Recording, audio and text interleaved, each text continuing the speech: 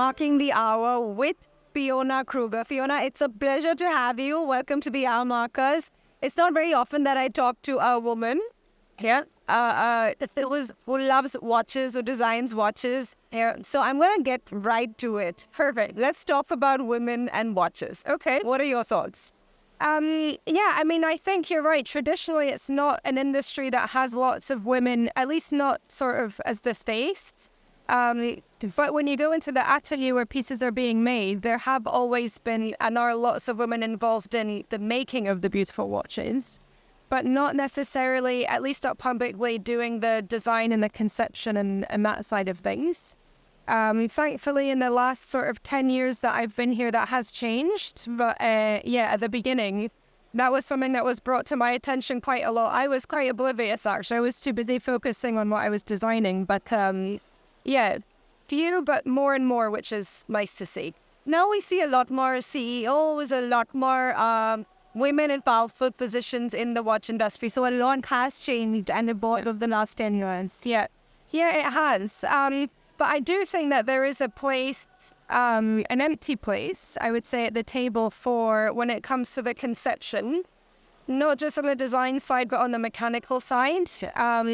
I think there's been this sort of assumption, or at least there was a decade ago when I started, that women didn't get mechanics, which I can say is not true.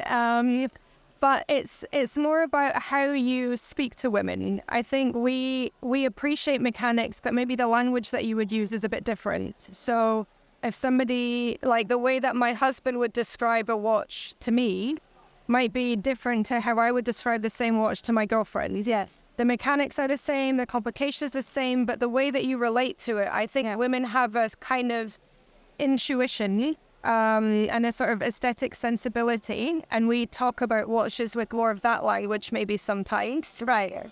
And weirdly, I think that's kind of our superpower, because watches are all about emotion. It's a pretty hand feeling. A lot of the language that's used in the marketing is all about those sort of emotive qualities. And so I think that means that there is a place for women at the table. I also don't believe in men's watches and women's watches. I just don't think that makes any sense, at least not for me. So I think having different points of view, different ways of relating to these objects can only enrich the industry as a whole, really. Yeah, your watches are not the contemporary watches that we see. So when Fiona Kruger is designing watches, what are you thinking? Well, somebody asked me that actually for the launch of this piece, and I would say to them, the honest answer is I don't think I'm designing a watch. I actually don't think about that at all. It's more about a concept or an idea. And then it's how do I translate that idea visually? So I think because my background is in fine art, I think like an artist, and it just, instead of using clay or paint, I'm using cogs and wheels and springs and bits of metal. So it tends to be, like I was saying, a base concept, and then trying to think visually, what does that look like? Yeah. I think when you look at my watches, you can see I use a lot of symbolism, because it's a very straight way to package up an idea. Yeah. So that visually a lot of people can relate to it. And then I incorporate the technical side of what we do into the design so that there's sort of two sides of the same coin. Right. Yeah. I think so. We agree to the fact that there's no such thing as women's watches. Personally, I don't think so. I just think it's, when it comes to, say, an obvious one is size. Exactly. And even now, when I am designing something and getting something produced from a production standpoint, a lot of the manufacturers, if you say you're looking for something small, say a mechanism, they immediately go, oh, a woman's mechanism. And I'm like, no, I'm just talking about smaller size. Right.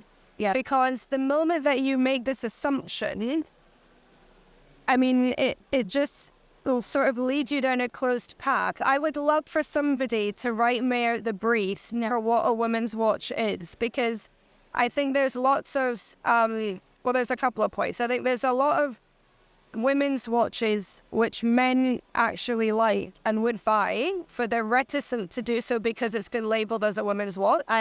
Whereas the other way around is not a problem, because it's not about the gender, it's about the person and their vibe and their energy and what they relate to, and especially things which have a strong design and emotive identity. You relate to the object or not, like an artwork. Yes. So, there's things to do with scale, the size of the piece. There's things to do with the métier d'art that are used in story setting. And I also think that whilst the kind of a big part of the industry is Swiss, there's pockets of the industry in other countries as well. The UK, obviously, I'm more familiar with, Right. a bit in America as well. And globally, there'll be lots of independents from other countries. But, you think watches, you think Switzerland. Yes. But it is not a Swiss market. It's a global market. And there's some things that get assumed from the standpoint of a European-based industry, that you think, oh, these colors, that's more for women. And if you travel, then you realize, actually, that's not true at all. Yeah. So for me, it's more about making the best thing I can make. The design comes first. Whoever relates to it and falls in love with it, falls in love with it. And the rest is kind of not relevant. Right. I love that about your watches. So if I got very interested to find out about the fracture. Yeah, okay. And looking at today, tell us about it. Yeah, with pleasure. So this is from our second collection, which is called Chaos. So the two collections that we've got, and there's more in here and in my sketchbook, but everything that I do in watches is really a study about time. So it's investigating what time is. The Skull collection initially was about the human way of relating to time. So our own mortality is a very direct and universal sort of way of understanding it. Right. And it has a strong link in horological history. Right. But the way that we understand time from a scientific point of view is quite different. And in short, I've watched so many lectures by different physicists, and there's a BBC documentary as well where a guy called Brian Cox explains time. And basically, in a nutshell, time doesn't exist. The days on your calendar or the hours on your watch are not time. They're a system that we've set up so that we as a society can make things happen. Yeah. And when I heard that, it really blew my mind, actually, and kind of opened my mind up to another way of thinking, and I thought it was fascinating. And part of how we understand time is this idea of entropy, which in short means that we know time moves forward because things go from order towards disorder and not back the way. Right. So this whole idea, it's quite a big idea, and I thought, well, what's the seed of that? So this idea of order and chaos, I thought was a really beautiful kind of poetic idea, and it's like two sides of the same coin of time, with Swiss watchmaking all about precision and order, and then time itself being all about chaos. I thought was great. Yeah. And it's quite a rebellious sort of idea. So I like the idea of having a kind of rebellious aesthetic in the watch. So all of the techniques we use, all of the codes are classic, fine Swiss watchmaking. All the amazing artisans that we work with the best names. But we kind of put a bit of an edgy twist on everything. So this fracture piece, the most striking feature is the fractured dial. So it's literally fractured in two.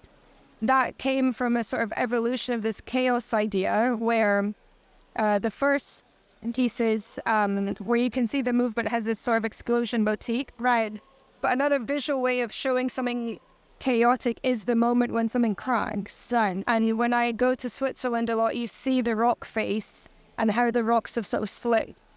So the idea of taking this very classic satine sommet dial and just breaking it apart, I thought was really interesting. Right. The fracture down the middle is hand polished. It's the only way that you can actually achieve that finish with the way that it's been designed. And the fracture is sort of more open at the top and narrower in the middle, and then opens back up so the light dances along the dial.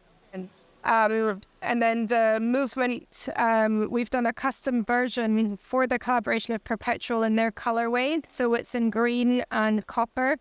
And this, you'll have a laugh at this because this is the typical thing of, I said to them, we've done a two-tone movement in black and rhodium and black and gold. Let's do one in your colors. So the whole thing is really a collaboration and not just a dial. Absolutely. We can do that. And that turned into 12 months of unplanned R&D. But it has opened up a lot of doors for us creatively. And it is thanks to, galleries like Perpetual, who are a kind of modern day patron, really, that allows somebody like me to sort of push the boundaries of what we can do creatively. So it's like a crazy watch. Oh.